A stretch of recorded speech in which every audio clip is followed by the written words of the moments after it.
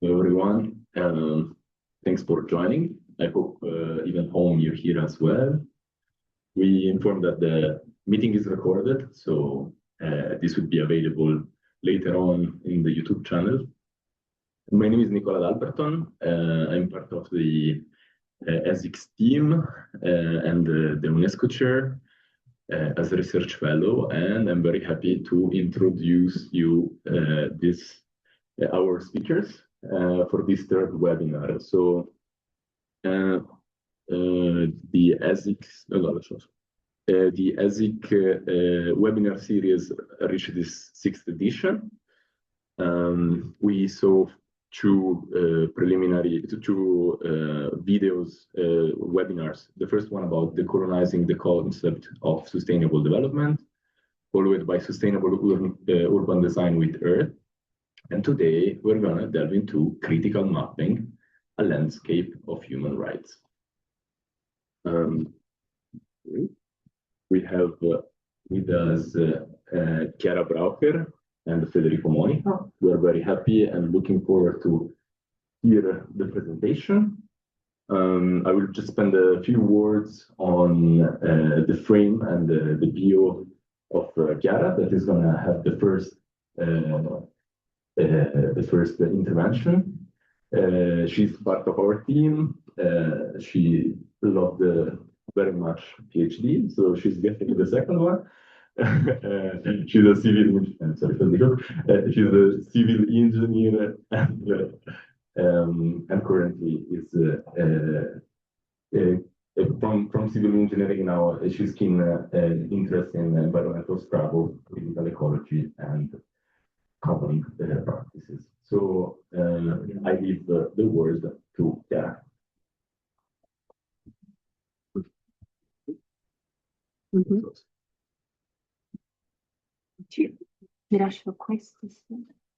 Okay, hello to everyone. Thank you for joining, and we'll start. And while we were thinking about this seminar with Nicole and Anna,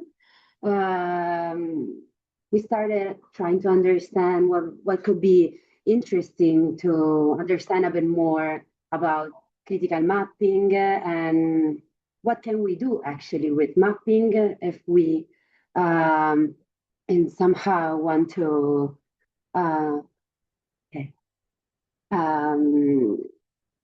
challenge and discuss critically, let's say, how mapping are performed and what they can tell us about the world and about what we know in different scales and in different places.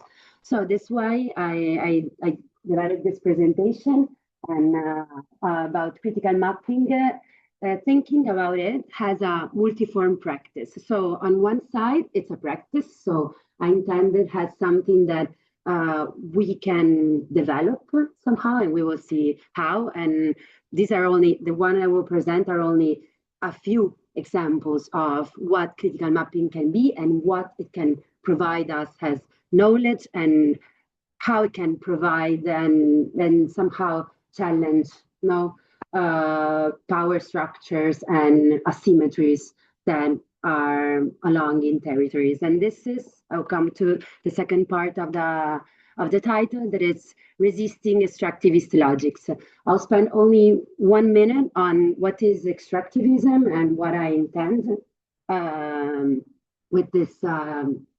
There is a concept, and it's something that is not strictly related only to extraction of resources. It's a concept that engages much more on what are the impacts that this kind of process develop on territories. So it intends something related to the social impacts, the ecological impacts, and what practice that are related to extraction of resources, but even intensive and industrial agriculture and other practices of exploitment of territories, and which are the, let's say, the configuration of social structures that they produce on territory. in particular related to what political ecology intends when it works on power relationships and asymmetries. So this is a classical map, no? The one all of us are used to look at, and why I put it in the front page is because what we see when we look at this map is that the first thing that comes in our mind is what is the center of this map? What is the center of this map? Is Europe, it's Western world, actually. And so since it's this one, no, the map we are used to look at, and it's we are normally used to understand maps of something that it's neutral, no, something that doesn't provide us actually information on the territory. That is not something that it's like this. So this is a physical map, no. So there are mountains, there are deserts, and so on. Well, in this sense, this kind of map provides us even which are the bigger areas, no, that came up in this map. In this case, of course, North America. Europe is the center, no, of this map. And so one of the aim of critical mapping, for how I intended, it's to deconstruct the power that is in mapping and to try to challenge this kind of structural power that we live even through technical process, actually, no? So technical process as well seem to be so natural, so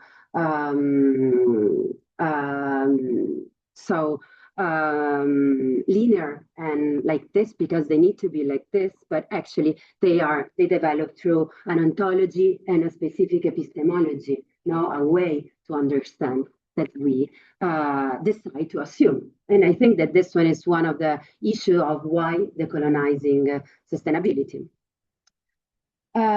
So provide this other map, and in this map instead, Russia and China are huge and are in the center of the Central Pacific map, no? And another one, again, no? Totally different, that passes us totally different perception, and we are not used to look at it. And what comes out here is that Global South, it's huge, no? So Latin America, it's huge, and Africa as well. And all the West and the North are compressed. These, of course, are technical choices, no? That you do to represent the map, the world, and so on. At the same time, they pass something that it's much more, okay? And this is the, let's say, the idea that stays in the backwards of critical maps. So the first thing is we should understand critically technical devices we use and the way we represent the world itself. So the question that we can develop trying to understand what is critical mapping is, well, what is at first, for whom we do it and why we do it, and with whom we do it, okay? So a map is not, it's never only a map, and it can be something that it's useful to represent reality, to represent struggles, to represent infrastructures even, no? And it's something that we can use to challenge narratives and to challenge, let's say, the ontology itself of the territory, no? And what I intend when I say this is the way we understand the world itself, no? And so this is something that it's interesting to take take in consideration when we are developing a project in general, that it's project in the social science, but as well if it's a project in engineering or in geography or in economics, maybe. No, and so for whom I develop a map. So why am I doing or developing a process of critical mapping? I'm trying to challenge what, for example, or to understand what and how I'm going to do it. Which are the instruments I'm going to use?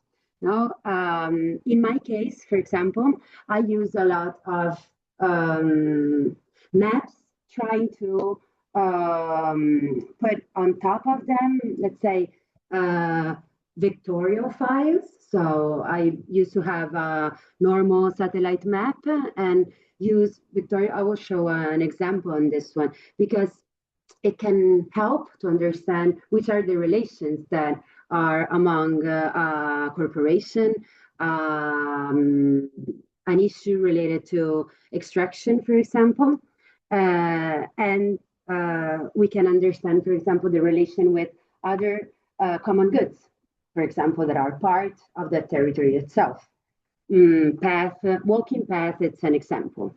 And we will delve into this kind of example. And with whom? It's another interesting question to have when we are developing our project of mapping or so on.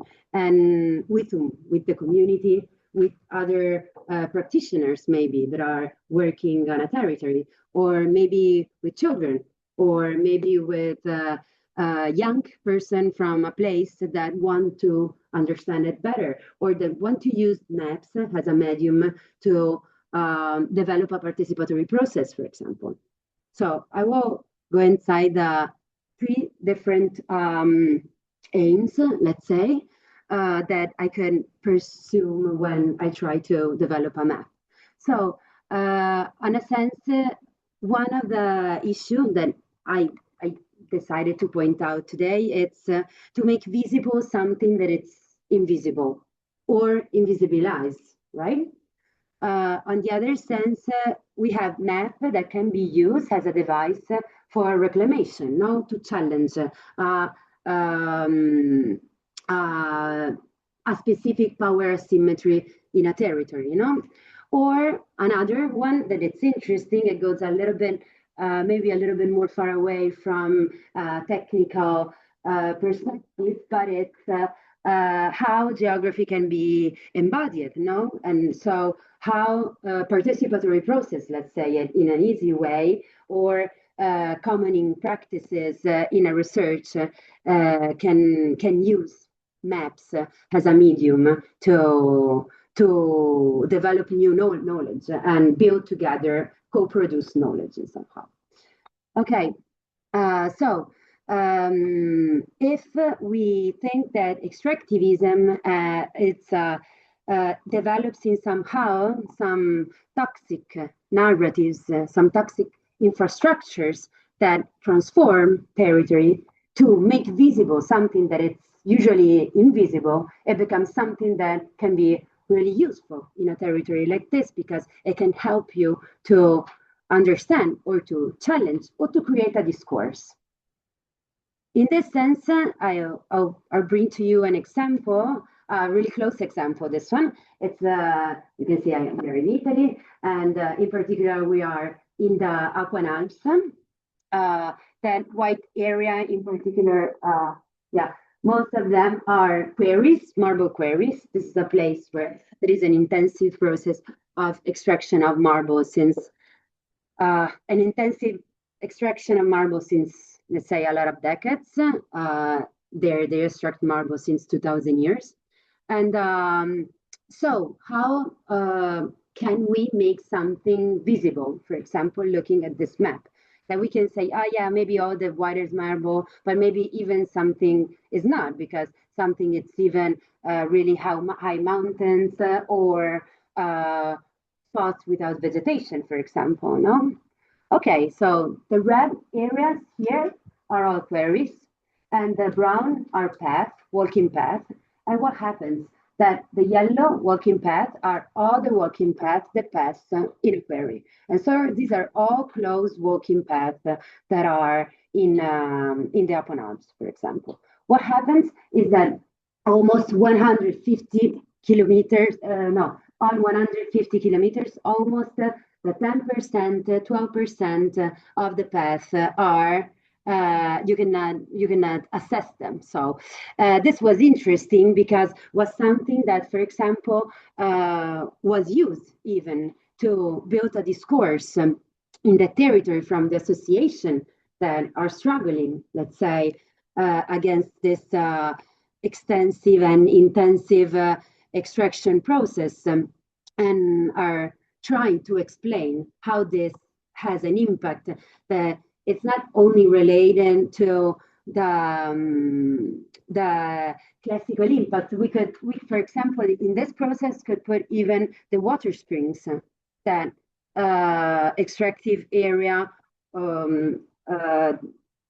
that are, let's say, yes, really close to extractive area, and so that are about to be contaminated, and so on and so forth. So in this sense, what happens is we are able to make visible something that otherwise was invisible, because nobody really knows and not really understandable. Even Kai, for example, has a problem in understanding which are the paths that actually are accessible or not. No, and this was something that was actually simple to do, no, with a QGIS and an easy thing. I'm not I'm really good actually in doing it, so it was really easy, I swear. And it was something that was interesting for the association, for example. Okay, this is another place completely. So we are in Chile, in the north of Chile, near San Pedro de Atacama, and this it's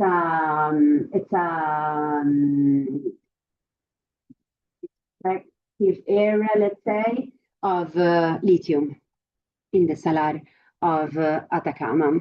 Okay, so how then we try to make visible the invisible here? No, there are data sets that say, for example, which are the area of this region. It's the region of Antofagasta in the north of Chile. You can see the salar, you see as the same one, no? Okay, this one. And this one is here is the mine. It's not really a mine, but this the extraction site I highlighted here. Okay, and here what do we see? We see that all the red dots in the second image are extraction sites in Chile, where you have the possibility to extract. They're not all mines, but where you have the possibility to extract. Also, they are like contracts, no, that the state gave to companies. And the other one, this one, they are all of one company. The company that works there, that it's Sokimich, that it's the company SQM, and it's one of the biggest companies. It's a Chilean company, in both United States and China, and it's the, let's say, oldest extractor and exporter of lithium in Chile. And of course, what shows this image is this, it's really a powerful company, right? And this is something that, for example, ONG that works there, Fondazione Tanti, used to only do a discourse, start a communication on actually what is the power of this company here, something that only adds something, no, to the discourse in general. Everybody knows that it's extracting a lot, it's gaining a lot of money, destroying the salar in the Atacama desert, but not always, and not always in communication dimension. It's so easy to show it, no? And here it comes really, let's say, it's really understandable, this power in this sense. So once we understand the line of power that are present in the territories, let's say, and in particular in this case, extractivist territories. Well, how can mapping can be used as a device of reclamation, let's say, no? So this one is an example. I didn't do this one, of course. This one is Environmental Justice Atlas. It's an important research atlas from a research group in Barcelona that was developed by Martinez Alier in the last 20 years, something like that. And it collects over 4,000 environmental struggles.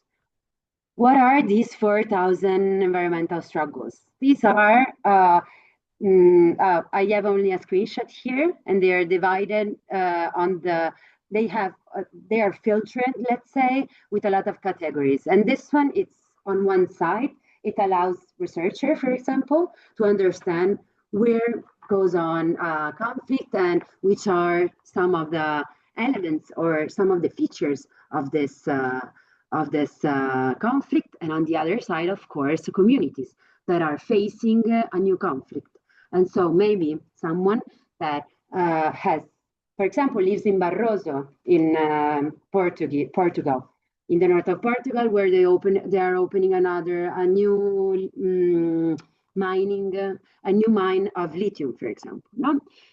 And there they can search and put lithium, for example, in the searching bar and find other conflicts that have faced this kind of context and situation in the past decades, for example. And this is interesting because people can get in contact, can develop alliances, and can, let's say, understand if it's the same company, for example. If you put Salini Impregilo, for example, in the J Atlas, now everybody knows it's a big company, engineering company from Italy, it comes out, I don't know, hundreds of conflicts that are related to Salini Impregilo, for example. No? And this is interesting because it's interesting for me, for sure, but even for people that are struggling among Ethiopia and which other place in the world, for example, they can get in contact, they can develop or understand how it went in another place, a conflict, and so on and so forth. Using this map, I started developing a map on lithium supply chain. So this is a really simple map that collects data from the Environmental Justice Atlas. And you can see here, 1, 2, 3, 4 are the phases of the supply chain. I decided to divide it, was my choice, to do extraction, production, let's say, the consumption phase and the e-waste phase. So that what is interesting and it comes out now really clear is that there is a really concentrated area of the extraction phase in what is called, from a discourse, let's say, perspective, the lithium triangle. And that in China, there is a concentration of the second phase, of the production phase. And this, by the way, it's interesting, they're really old conflicts. So they're conflicts that have like more or less a decade of story. And then there are this third phase that is mainly related to renewable resources. It was the largest group of renewable mega plants, let's say, really big infrastructure, solar plants, windmills, and so on. There is a really large and increasing group of conflicts that are coming out from this in this phase, let's say. And then we have the waste phase, that it's a little bit the most, let's say, it was the most difficult to understand because they have a featured issue that it's e-waste properly. And so this one allowed me to do that kind of choice in selecting the cases, but of course, it's not so easy. And this one, it was my choice, for example, in my research to look at the supply chain from a struggle perspective. So to try to understand what happens in supply chains from a multi-sided perspective in different places that struggle along a similar chain. Has a device of reclamation. This is another experience I did, and it's different because what happened was I was in Chile working with communities from the Salar that you can see in the image that it's in the, it's weird, but it's in the presentation itself. And we were at a community place, and when I show the first map, I show you this one. To them, they said, "Ah, this is interesting. Maybe we could work together and try to understand how we can use it to work on our territory." And so they asked for a course, for a basic course in QGIS. So it was interesting. It was a nice experience, and it was something that it was not participatory mapping actually, because it was not participatory mapping, but it was something that was for sure to understand how mapping can challenge the reality. No? And so in this sense, it was for sure a critical mapping process. So going straight to the end, let's say, with these examples, the last two, we are getting again closer after this small tour, and there are two examples I decided to point out here, and one it's Mappatura Corpo Territorio. For who was here a couple of years ago, we had the GeoBrucas collective that present us, let's say, and I think you can find it actually in the old versions of ESICs, and they spoke a lot about this Corpo Territorio mapping. It's a process that links together body and embodiment, issues related to exploitation process in the territory, the community, and the territory itself. So what does it do? It works starting from a body, so a human body, and it relates disease of the body to what goes on in the territory. So mainly related to toxicity that are produced by companies or mining or industries in the territory, but it does the opposite process somehow. It starts from the body and it goes to the territory. And another example that it's speculative cartography, that it's this one, yes, it's a participatory mapping process, has Corpo Territorio actually, it's something that it's a practice that you do collectively and you co-produce knowledge doing it. Speculative cartography, the name says a lot about it. So on one side, it's cartography and it uses a medium that it's the map.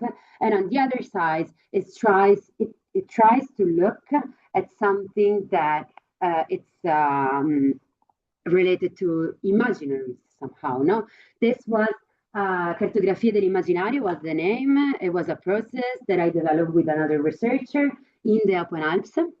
And it was related, what was the aim? The aim was to understand the present and collect and understand collectively the present of the territory, look at the past, and so which were the moments in the past that were so important to understand the present and to try to imagine the future. So this issue of imagine the future, it's a huge issue I think we all have in our single life and in our collective lives, because it's really difficult.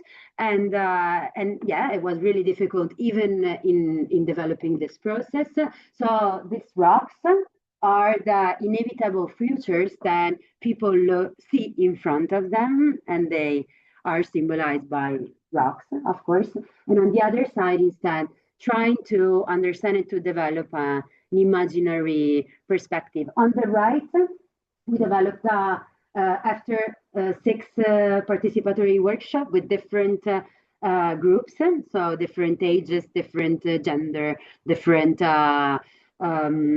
places, even along the Open Alps. And he said this process was what the issue was, what are you doing with all this information? And this is something that people ask to you when you work together on the ground. And okay, and an academic article is not an interesting answer for them. And so what we tried to develop was an exhibition, and this one was an interactive exhibition. So it was developed again on present, past, and future. And people had the chance, again, the one that didn't attend the workshop, for example, to develop and participate to the, let's say, imaginary of this future. And I have this last one, but it was a day in Barco, and I put it here only because Barco is really close. And it was a day because this group of youth, let's say, so it's a young association, they wanted to understand what the population of Barco wanted for their territory, for their community. And so they wanted to develop a participatory process themselves. And so what we did here was to understand which questions were interesting and nice to do. And we developed together, let's say, the framework of the participatory process. And, you know, these examples, critical mapping was, let's say, the center, and had a lot of different forms. And this was the issue for me, was to try to have a brief introductory understanding of how many things we can do with maps, and which are the kind of ontology and epistemology we need to question to develop our research up to have a decolonized perspective on researching and on what we do daily, actually. So thank you.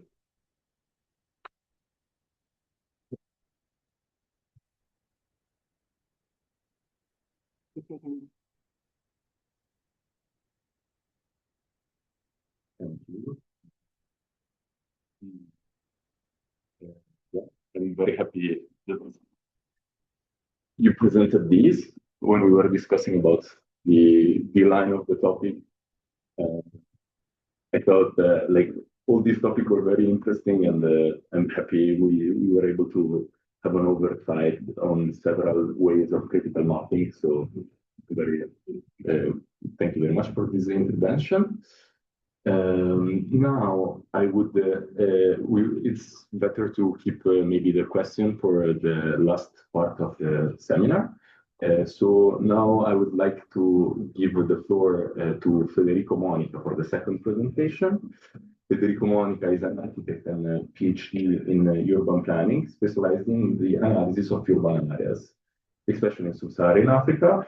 And he may tell us something about the taxi Breus and place marks, which is founder of with the intervention called critical mapping and joint for urban inclusion and human rights investigative reporting. I leave the floor to you. Thank you.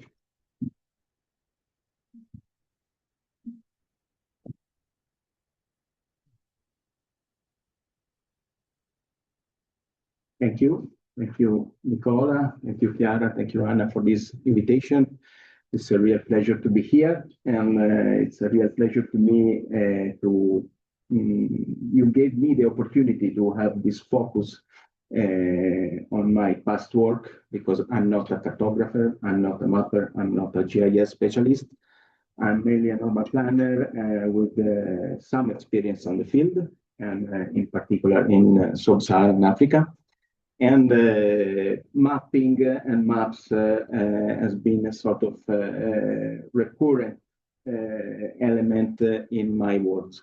So you will see today a small anthology of experiences that I hope you will find interesting. As I said,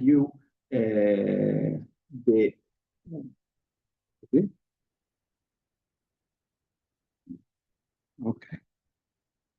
As I said, the cases of life brought me to work mainly in Sub-Saharan Africa. as maybe you can hear by my accent that is not so British. And so I wanted to start with this quote of one of the most important African authors of 20th century, that is Chinua Achebe.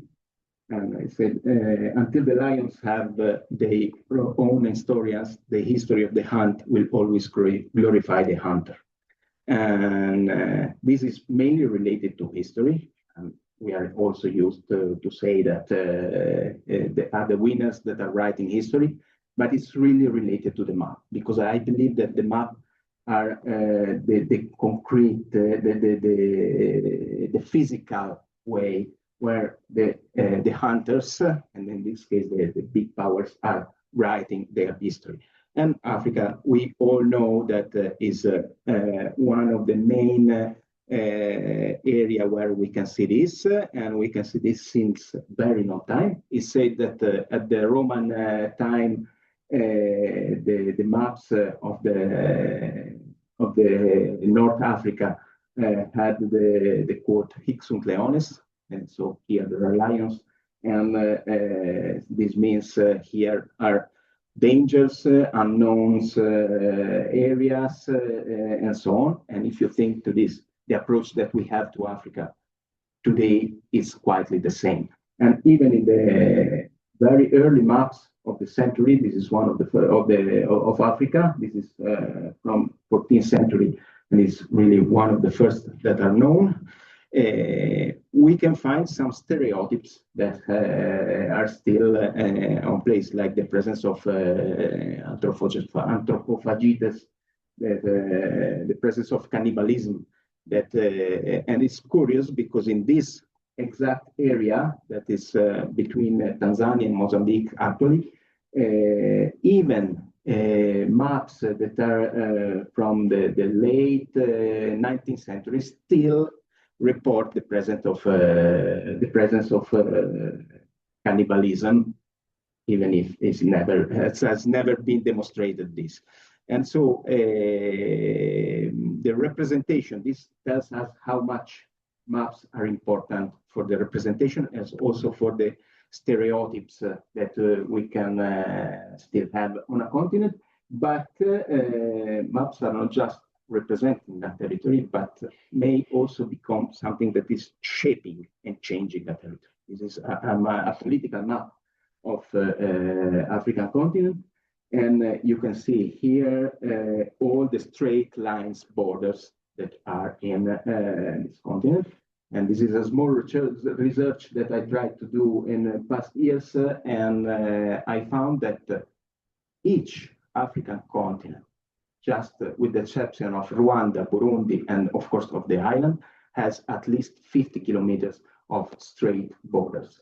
And we know how after, since the Berlin Conference and after the approach of European colonizer to Africa was the one of dividing around the table these territories and creating border not based on geographical or other consideration, but just as an act of.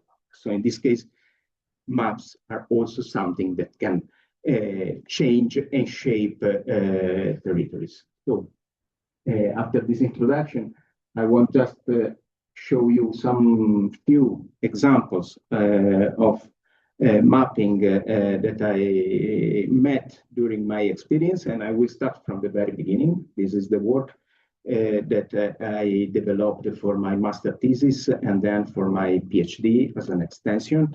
And we are in Freetown, that is the capital city of Sierra Leone. It's a small country in West Africa. And it's a work that started in 2006, and then I completed it in 2014-15. And everything started with the idea of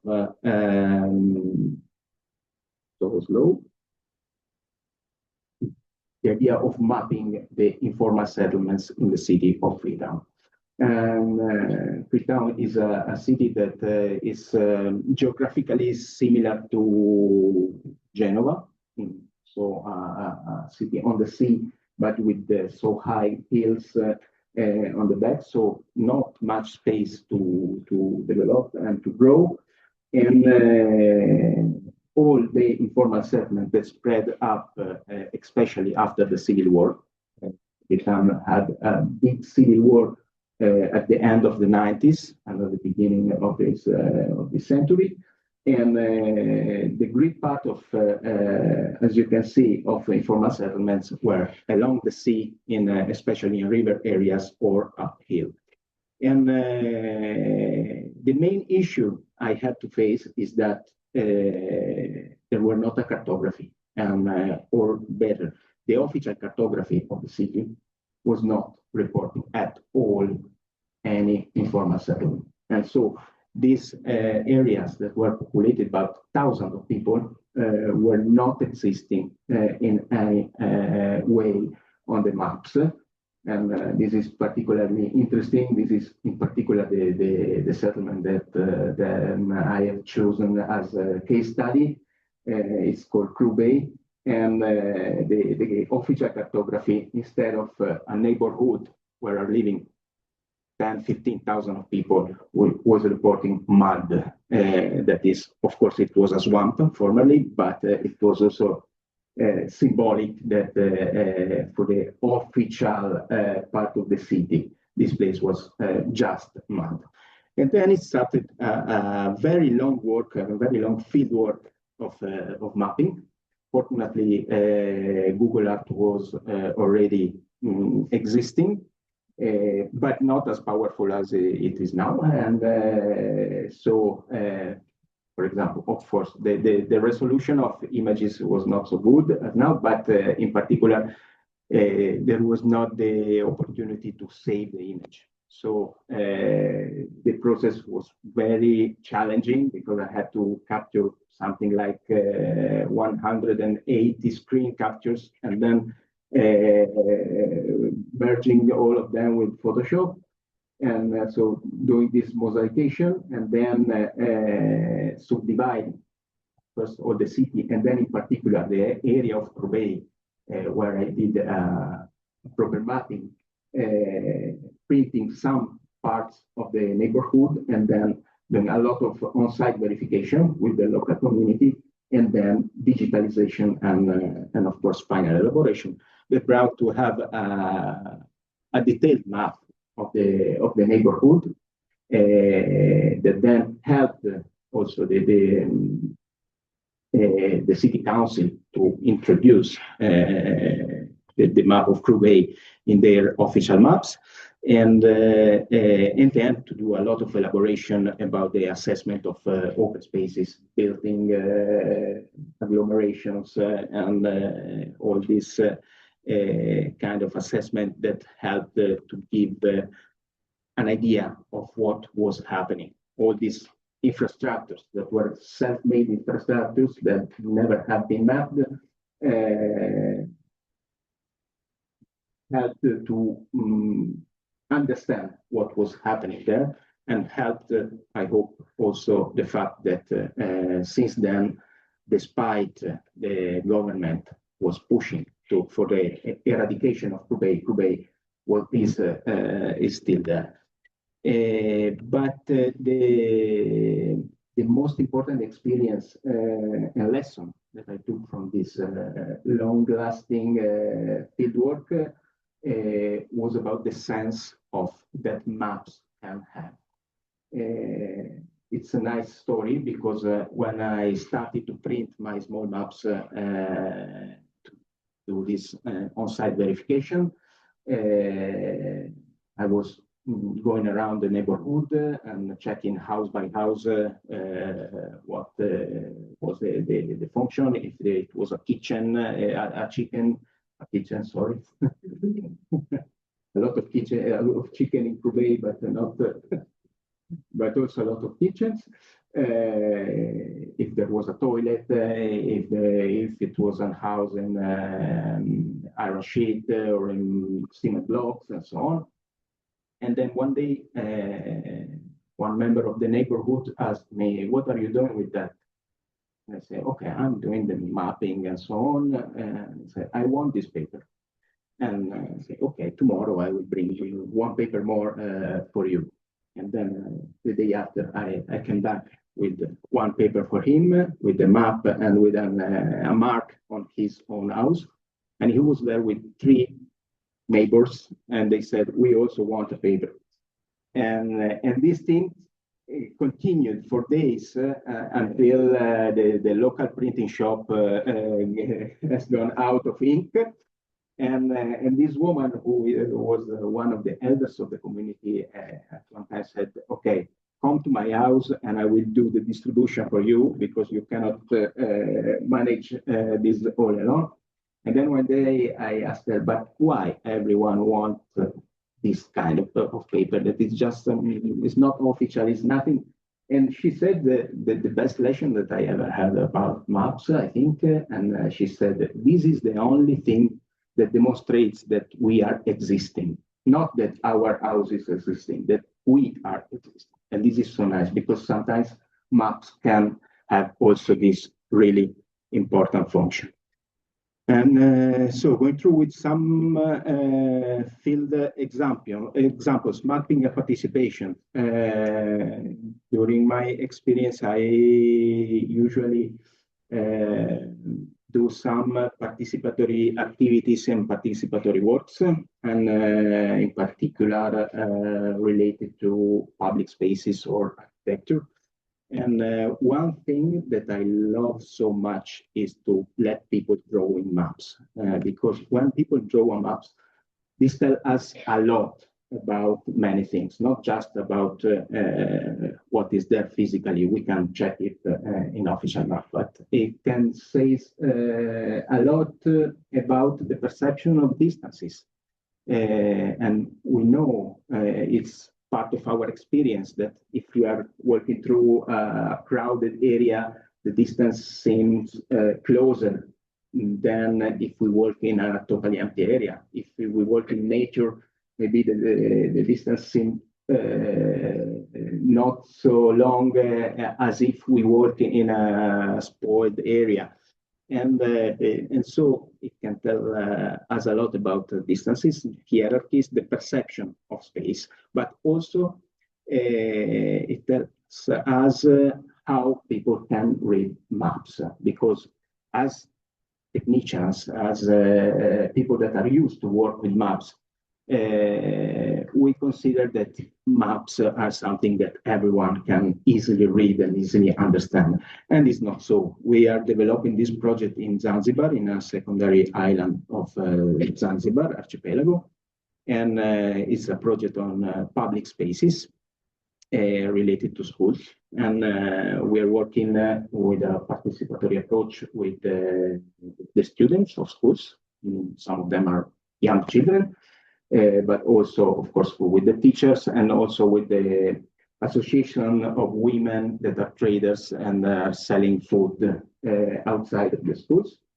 And when we started our work, we understood that this kind of abstract map were not totally understandable by everyone.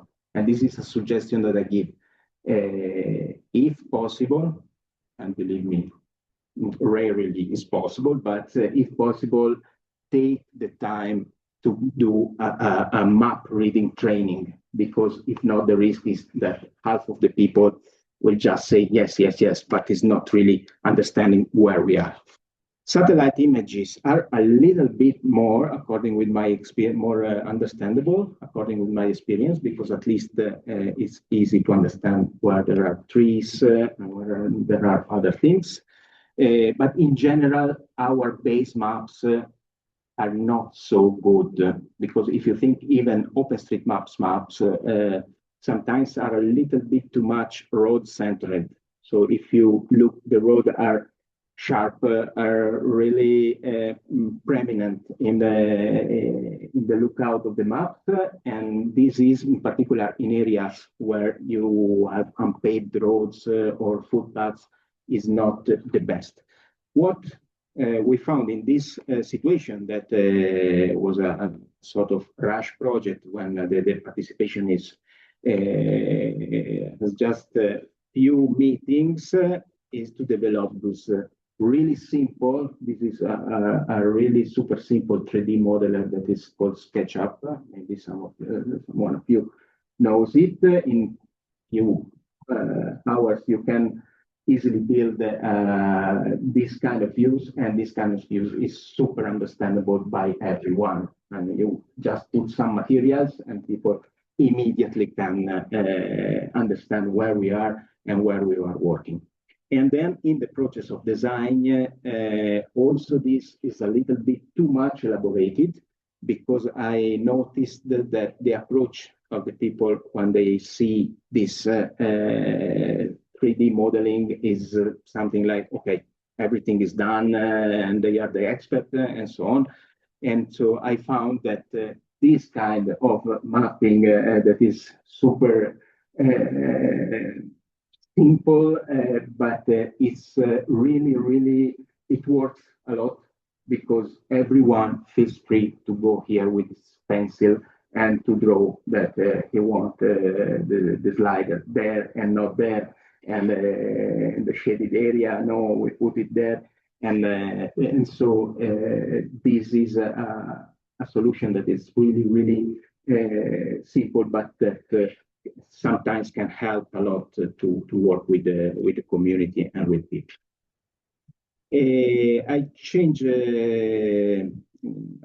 area, I change country, I change also the participatory level, because this is not really a participatory project.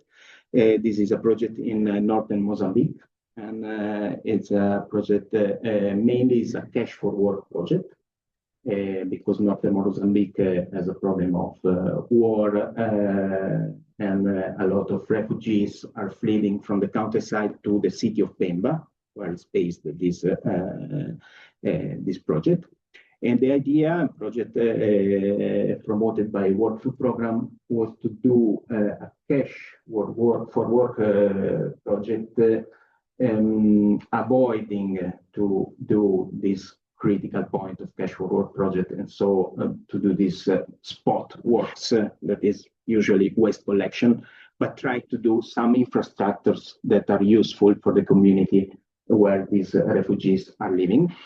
And the idea was to do an integrated project that can help to manage the rainwater system, and can help at the same time to improve some public spaces in the neighborhood.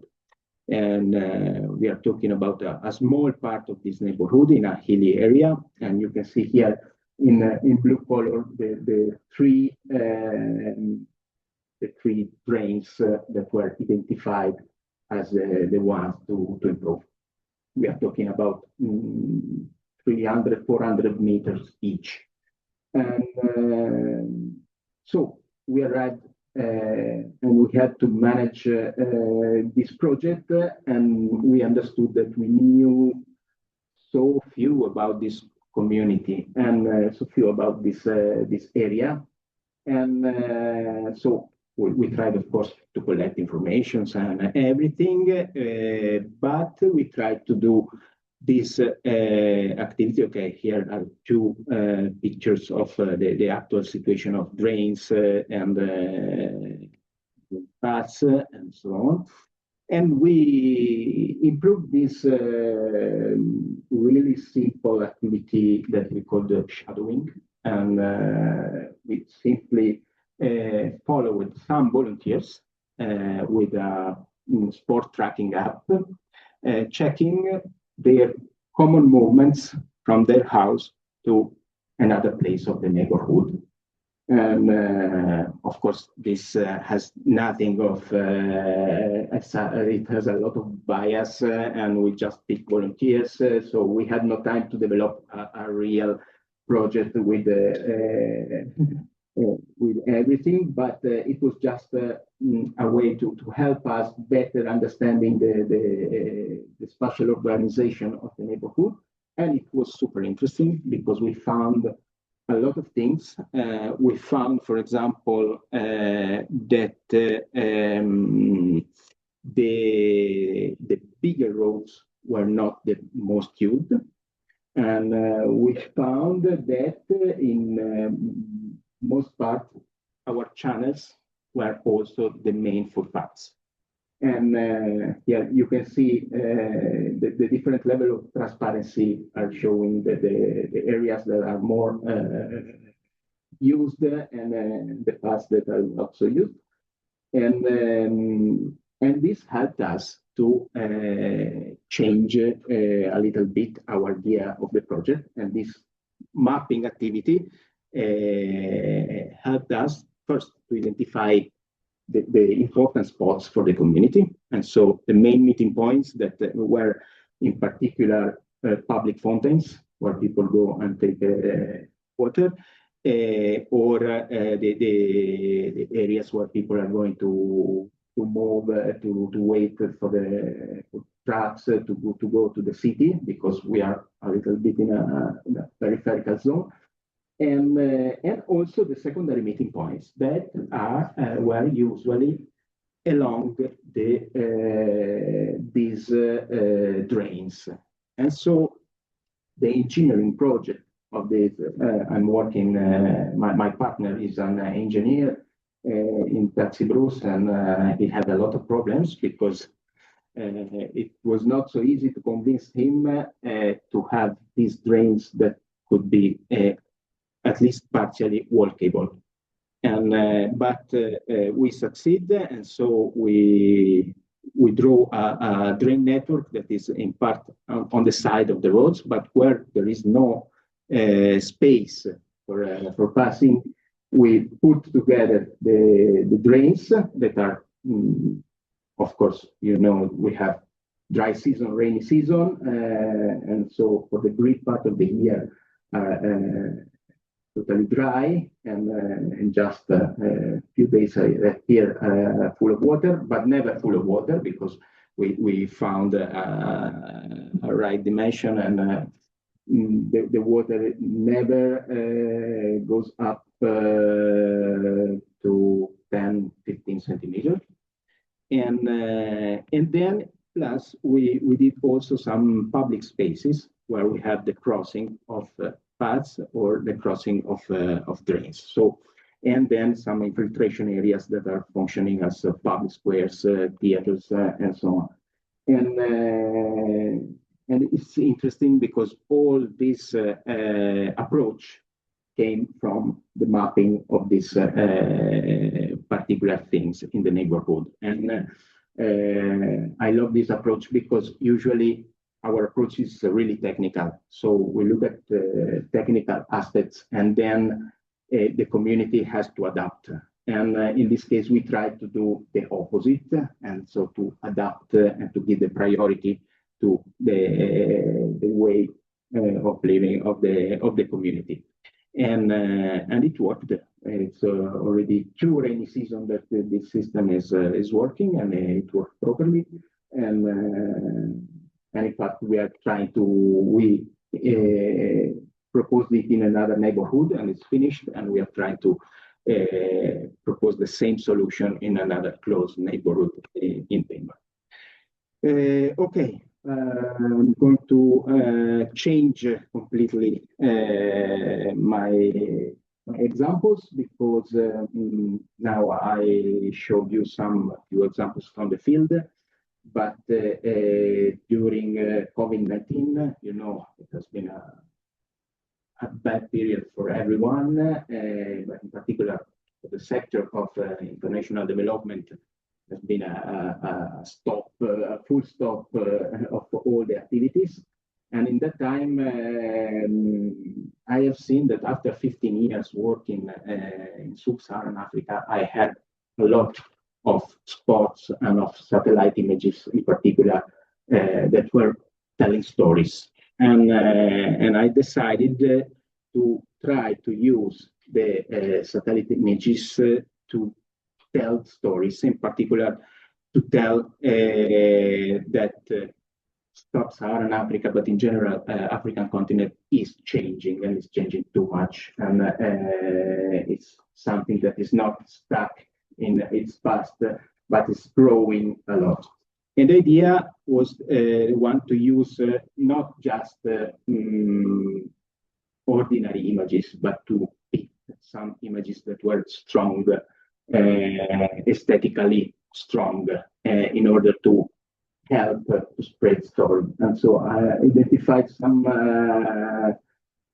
topics, and then for each one there are some examples that can tell what's happening in some parts of Africa. So, for example, here it's these are the roses growing out. This great part of the roses in Europe coming from this area of Ethiopia. And the idea was to put this this big image, this impacting image, and then also the coordinates. So everyone that is looking at this can go and check itself and maybe something, try to find something else. Here, these are sewage treatment in Cairo, and help us to tell how much the urbanization is growing in these countries, and but also this really nice and rural landscapes here, rice fields in Madagascar. And so the mapping, but in particular the power of satellite images became a solution to tell what's happening now in Africa, and in particular the changes that Africa has in its territories. Then, once I developed by this project, I met a friend that now is a colleague that is a journalist, and he said me, why not using this approach also in journalism, and in particular in investigative journalism? And we start this adventure that started in 2021. And we are doing in really small scale what maybe you know are doing realities as Bellingcat or forensic architecture and so on. And we are in partnership with some media and with some journalists, and we are using satellite imageries and mapping to do investigative journalism and to tell stories. I just give you a couple of quick examples about human rights, and in particular about migration. And this is a project that we developed 2 years ago with the Altra Economia magazine, and it's called Chiusi dentro dall'alto, and it's a mapping of all the centers of detention for migrants that are in Europe or that are EU founded abroad. And it's not a comprehensive mapping, but that does a lot to show how much Europe is investing in the in this repression and in this fencing of an entire continent. And apart the maps, we did a lot of research about the single structures. Each one of these camps has been monitored over time. And so, for example, here we are in Greece, and we can see how, in parallel with the Syrian crisis, the centers in Greece became not enough to accept all the people coming. Or even more interesting, here we are in Italy, Milano, Via Corelli, and we can see how the approach in Italy, but not just in Italy, even in the other countries, it's to build structures that are the same of prisons, of jails. We have cages, we have these structures that typologically are exactly the same of jails. And another project that we developed in the same years, but it's called the Desert Dumps, and it's focused on the mass expulsion and deportation of migrants in Tunisia. This started in summer of 2023, and when the Tunisian government took some Sub-Saharan African migrants and brought them at the border with Libya in a no man's land, without food, without water, and they were stuck because, you know, from one side and from the other side, they had the army of the two countries, and it was not possible to pass. For some days, there were the doubt that those people were effectively there, because the Tunisian government was saying, no, it's not true, nothing true, it's just voices, it's just... but then, thanks to the satellite images, we showed that there were people in this area stuck, and it's possible here to see a crowd of people that is stuck, and the military of Libya and the military of Tunisia on the other side. And from this, we started this project that was a 2-year project about what's happening in Tunisia with the migrants. And we could find some evidences, for example, evidences in the ports of Sfax, where people are taken back in the Mediterranean Sea and taken back in Tunisia. We found, and we partnered with local journalists, and we found a lot of these videos that showed us how these informal settlements of migrants in the countryside around Sfax were attacked by police and completely destroyed. And then we started this sort of OSINT work.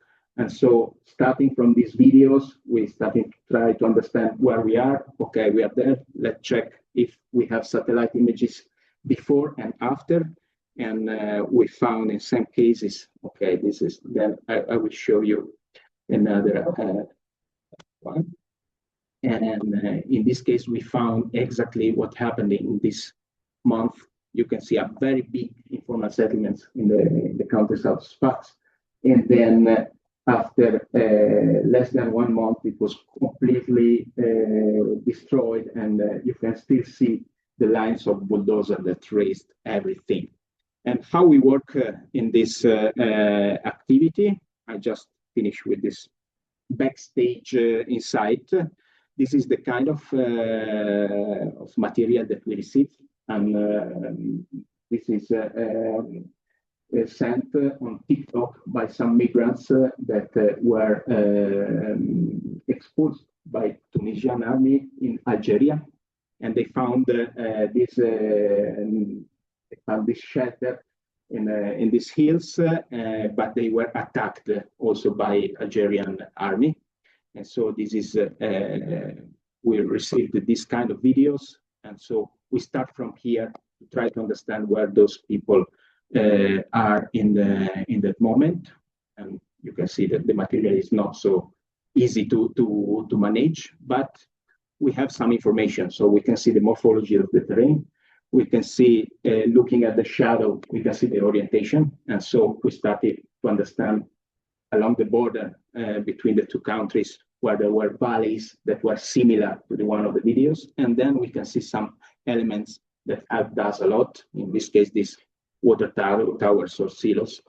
And then this allowed us to identify exactly, and then we use the 3D option, even just in Google Earth, you can easily use this one, and finding all the elements, and then we could spot all these settlements. So, in conclusion, 2 things. I think Chiara told us a lot about critical mapping and about all these interesting opportunities that we have. It's real that we are facing a big democratization of mapping, because as we have seen at the very beginning, there are not just superpowers that are drawing maps, but there are a lot of tools and opportunities that can help local communities, researchers, and everything to represent territories and tell stories with other ways. And this is true, but not completely true. And I can testify that sometimes it's not too easy to go through researches and so on. For instance, we try to do a work about Gaza Strip, and we work with a lot of providers of satellite images, and we try to find to buy. And you know that satellite images are even expensive, so it's not just something small. We tried to buy expensive images, and the provider said that Airbus, that is a French company, said that that area, Gaza Strip, was considered by Airbus something that was strategic and not sustainable. So we still have some resistance about some areas of the world, and we still have some control of countries, entities, and on some areas of the world. And to the end, it's really important to have a bird eye, because it helps us a lot in the story to identify issues, problems, to read the changement of territories. But it's really important always to keep the boots on the ground and to merge the information that we can have on the map and everything that we can collect on the ground. Thank you.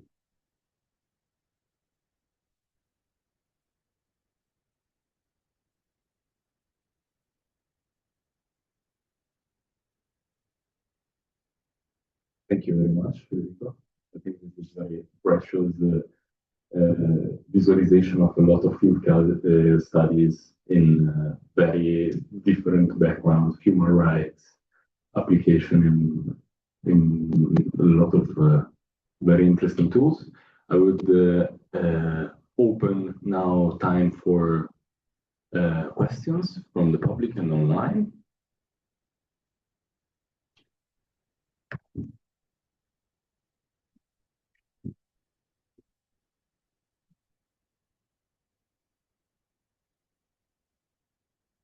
Congratulations for both of you. I'm Katia, professor from Brazilian University.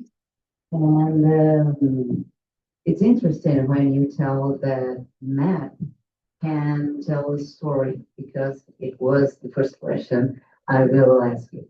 And I mean, in the state of São Paulo, the place where I lived for a long time, and we have an kind of mandatory to use map to be a tool for regulate or organize or design urban scenario for many aspects that we want to control, especially when we are looking for or searching for mitigating environmental impacts, especially in these bias, sustainability, resilience cities. And I don't know how it's going on in Italian or in Trento. Do you have, or both of you can talk something like that? If the map it's being used in an instrument, a tool to control, but in implemented as an instrument, mandatory instrument. Okay.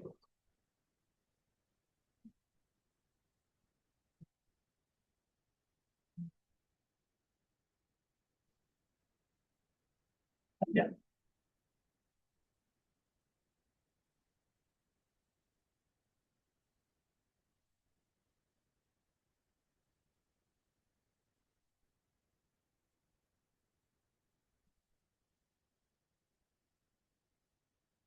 It's a really difficult question, actually. And I mean, for my experience, we have a lot of already done in decades and decades and decades of, let's say, spatial organization. So that, for example, informal settlements like the one that Federico showed here, it's really different, let's say, how and what it's going on.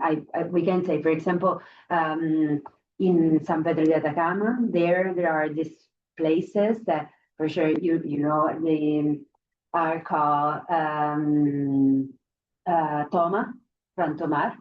So to take it, and it's an informal place, and that it's developing in that sense, and so in this sense, in general, yeah, for what I think, yes, maps are used to control. And so lots of time, for example, the thing that comes in my mind is, for example, the plans of the parks. For example, in the Upper Alps, there is a park, a regional park, and to develop that park, they develop a map, and the map is a geoparadise map, actually. So that has all holes that are the holes of the quarries. So it's interesting because they needed to develop a map of the park itself, but at the same time, they, let's say, in this sense, live the control. So in this sense, the map decides what is a park and what is not. And the two places are like this. In the image, you could see, there was a big red part here, and then small dots that were all around. And all the other part, it's a park, actually, So I didn't draw it, but it's a regional park. And I think that another issue, for example, it's related of the heat. There are these plans that are regulatory plans for mines, for example. And so each quarry has a plan, and it's designed black and white with what is the area in which it can extract. So it's a little bit different, the aim, I guess. But of course, I think we show something that was how we can use map to challenge this control and this power. But on the other side, the status of using map for handle that power and this control, it's something that it's going on everywhere, maybe with different, but I think it's something that it's inside of the producing of the first map in the world, maybe, So it was something that gives control. It gives control even doing critical mapping for me, because it gives control to someone else in another way, trying to challenge in the, let's say, Western perspective. But anyway, it's a control instrument in a way that maybe we like it more, but I think it gives this sense, yeah. Thank you.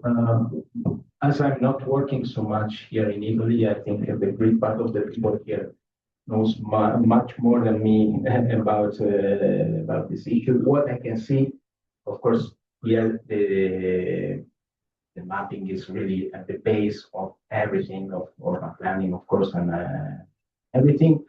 What I can see in the last years is a sort of over-representation of the territory. So all this integration now, many city councils are trying to create this digital twin, and this integration between BIM, BIM models and GIS models. And it's really something, is a sort of metaverse of mapping that is so fascinating. But sometimes I ask to myself, where are bringing us? And it's strange because this is happening also in international development. And so there are many good examples. For example, the city of Freetown now has a measure that is fantastic. And she launched this program that is called Transform Freetown. And they planted something in the past 2-3 years. They planted something that like 3 million of trees. And everyone has a code and a georeferenciation, and you can go on the website and map all those trees. At the same time, I'm participating to a project now in DRC, Congo. It's a project that is promoted by a very important agency, international agency that works on cities. And they insist to do these formations on digitalization for these municipalities. But then we found that in this town, that is a town with more than 1 million people, in the municipal house, they even don't have the electric power.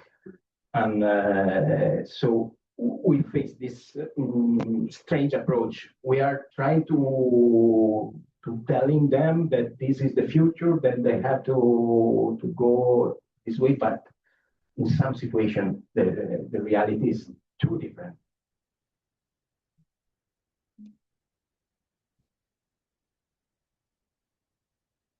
I have a question. I was just wondering whether you have experience in participatory mapping with communities that are not familiar with maps and or Google Maps either. And how did you approach? So, how you translated the spatial, their verbal information into maps and yeah, that, because you were saying that, for example, it takes a long time. You can't give that you can't give for granted people knowing how to use and how to read the map. So I was wondering, you both. Yeah. Well, paper or pencil. Of course, there are a lot of tools. I never use some of them, but there are 3D modeling with mud or with paper, and it's super interesting. There are a lot of processes that are really interesting to do this. What I did in my experience is just using drawings and maybe printing some images and so on. Also because, as I was just saying, digital divide in some communities is still big. It's true that the whole Africa is turning on technology and everyone has a mobile phone, but maybe it's not only with the data connection, or maybe there is not a powerful network. Just using Google Maps in Africa is not always so easy because it's too long to load images and so on. And so, in my experience, we are just drawing this sort of 3D maps that is a little bit challenging because it always requires support. And so at first you have to draw a base map and then working on that, adding. And I had recently an experience in Italy where we did in the city of Modena this experience of participatory mapping with some migrants from this CAS, Centro di Accoglienza. And the idea was to draw a map of Modena, of the place of Modena that they live and they prefer. And then we had the time to work also with Google Maps, and they became familiar. And this helped a lot because then the idea, the aim of the project was to make a map of Modena. But then we said, okay, why not try to explore even the countries of origin? And it has been fantastic because through Street View, many of them were from Bangladesh, and Bangladesh is completely covered with Street View. And they found their house, the shop of the father, the school, and everything. And so at the end, we did this exhibition that was merging the map Modena, the park in Modena, and the park in Dhaka, or the train station in Abuja, and so on. And in this case, if the problem is always time and objectives of the project and money to do projects that can have this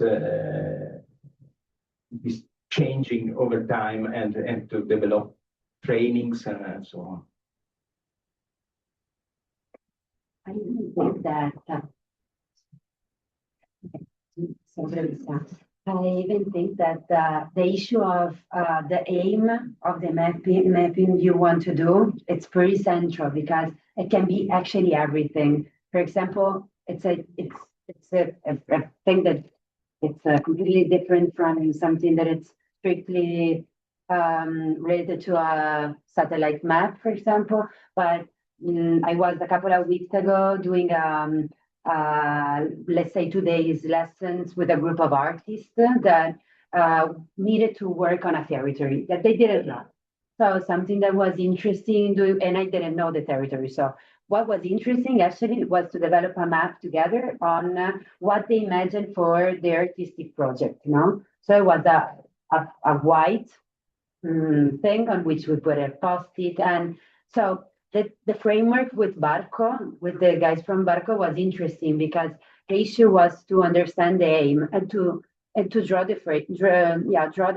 framework. So the question you're going to put on the table, and these are all, let's say, really important. On the other side, for example, I had a good experience putting rivers on the map.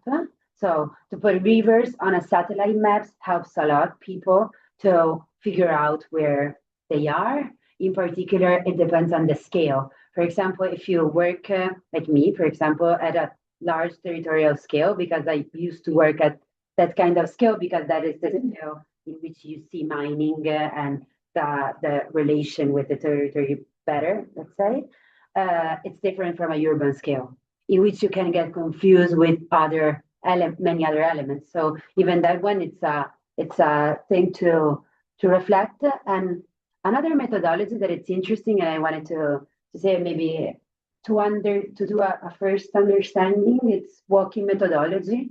So just to walk with people and to understand and maybe to put points on a map due to the walking path you did together. And it's nice, it can help. And in the Chilean workshop we did the course of mapping, and that was good because we had always a field trip that I didn't say it before with an application, because there they had the possibility to, they had smartphone and they could download the application and so on. But it was interesting that it was a collection of situated knowledge in that sense. So while we were walking, there was someone that was explaining about that plant or about the history of that shelter for peasants or so on and so forth. And so it was something that was collecting data while walking and developing a map, and then it became a little bit more understandable. It was interesting, an idea.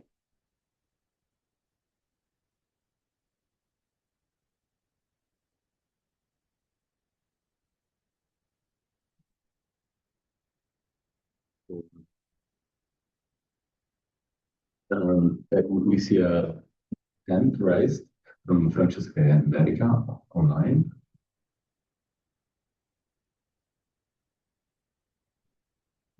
Do you hear us?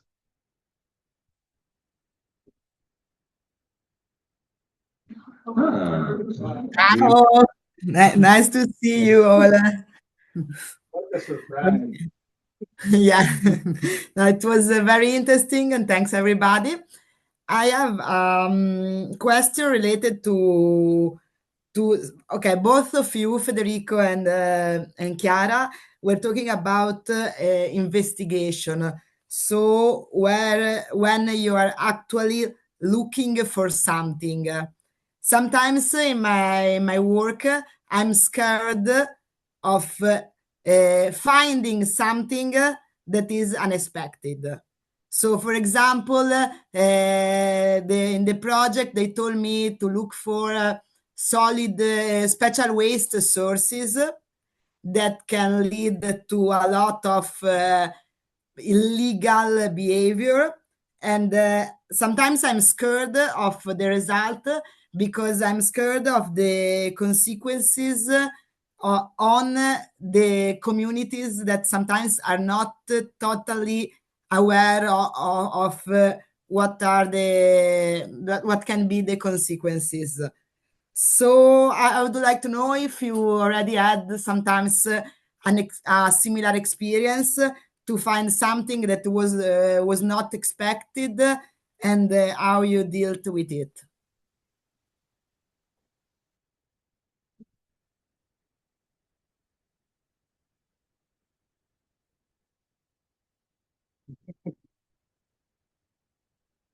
Give us a couple of minutes to figure out.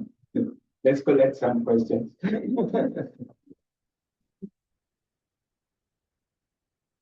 Meanwhile, well, we are ready to proceed.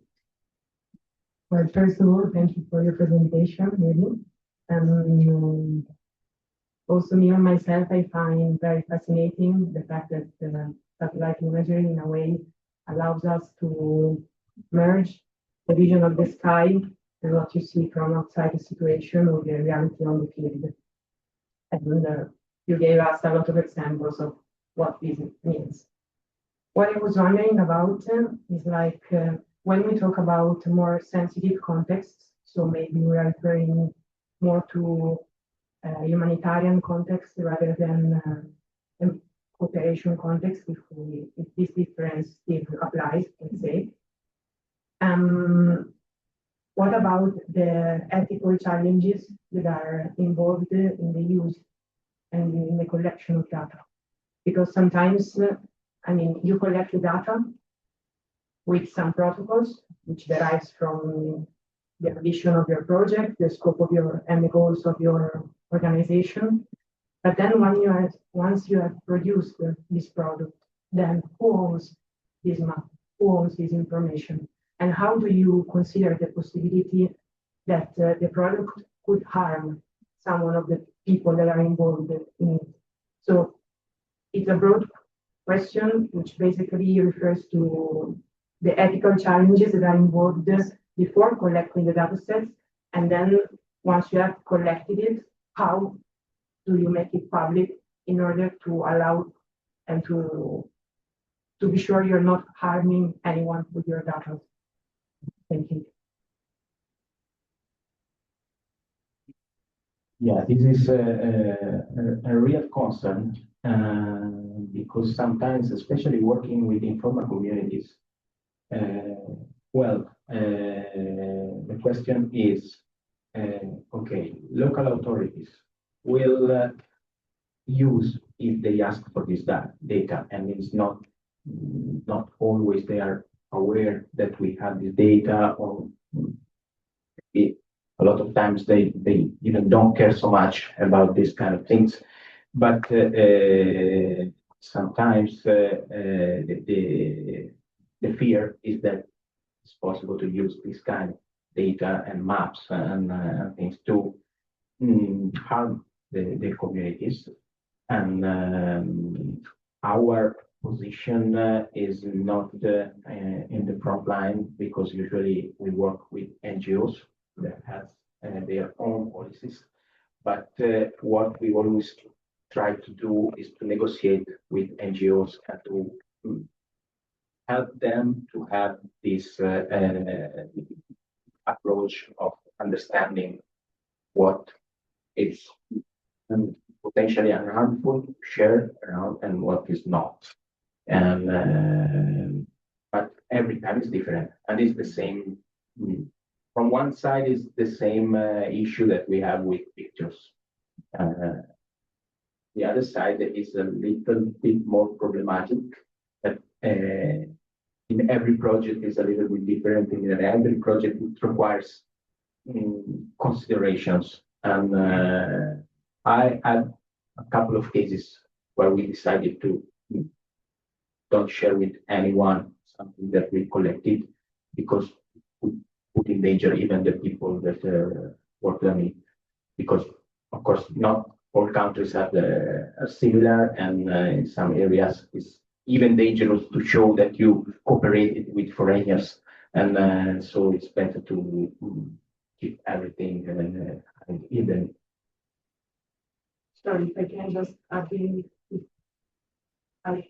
I can add very shortly to this, just a short curiosity, and based on your experiences in the field, it's that this privacy issue is something that the people you interviewed or you dealt with, are these people expecting from you like a protocol that make them feel safe, or it's something that is just in your hands and not in their minds as well? It depends, but in general, what I found is that there is the worrying is more about the data collection in that moment, and so they must be sure to understand why you are asking these questions, why you are drawing the area, why you are doing this and doing this. The awareness of what will happen 1 month later, 1 year later, 10 years later is not so common in the local communities that I found. This is maybe an interesting step to discuss and to try to share also this awareness that data are not finishing in the moment that you are collecting it, but then they can have their life and go in other hands.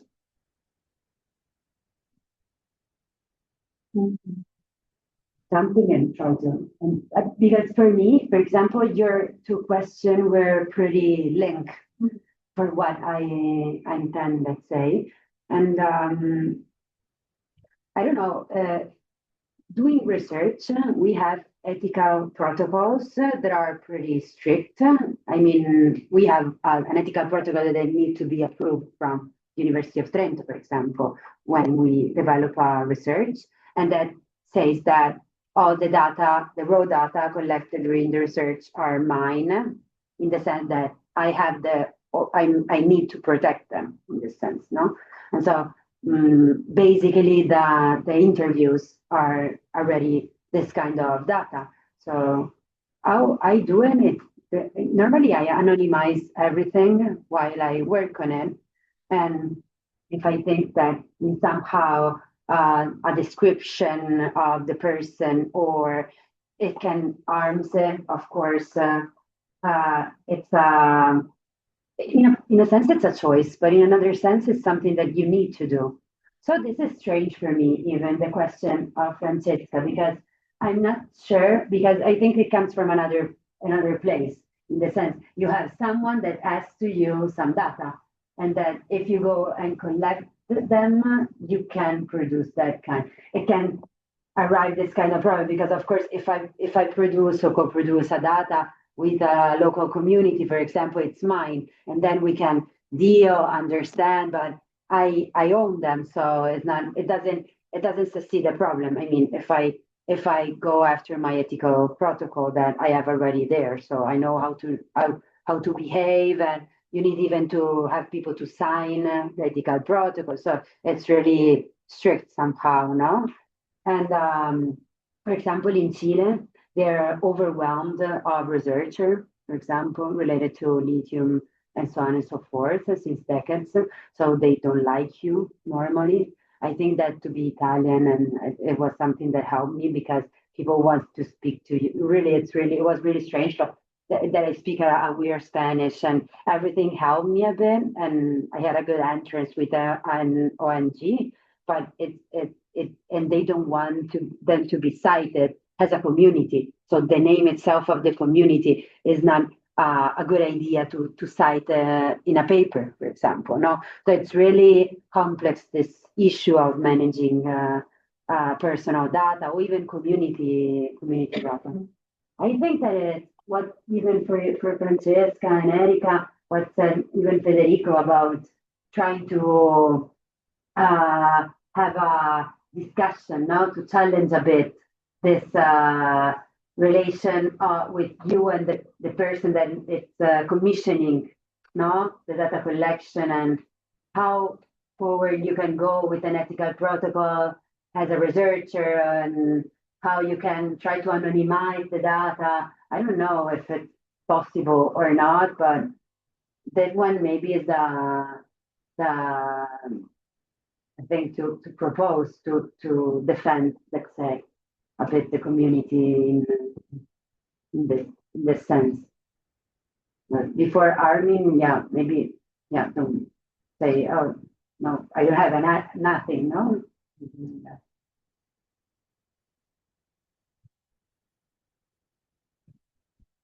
Yeah, from my side, the question of Francesca is not so easy because it's so different between the works that I do with taxi groups in national development and the works that I do with PESMAP. So while working with taxi groups and maybe I'm working at exploring informal communities, we have to face all this issue. And of course, as we said, it's really important to try to understand. And even it's not easy if you find something that is really not working. If to show it, hoping that something will happen, or to hide it because maybe the effects will be worse.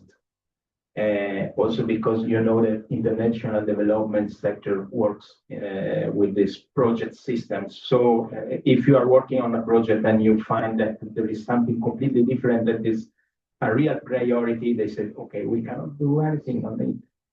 Maybe later. So maybe sometimes you say this, avoiding to show it too much, hoping that then we'll find a project to improve this situation.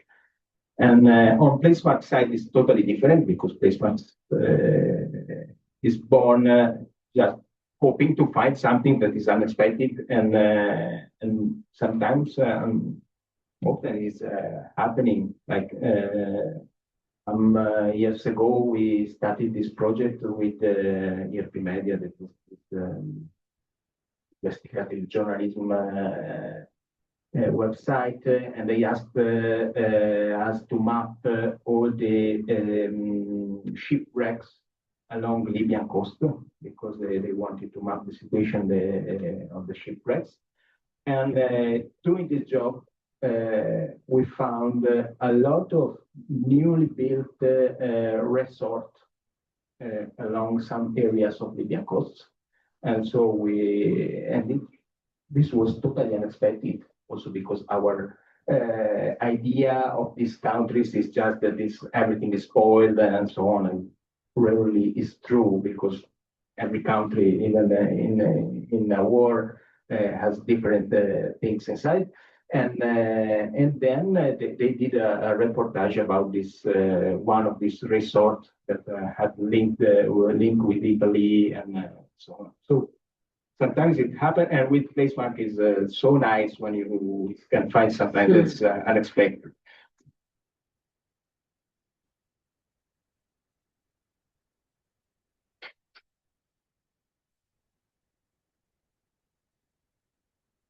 Any more questions? I think we are reaching maybe the time. Maybe there is something very quick.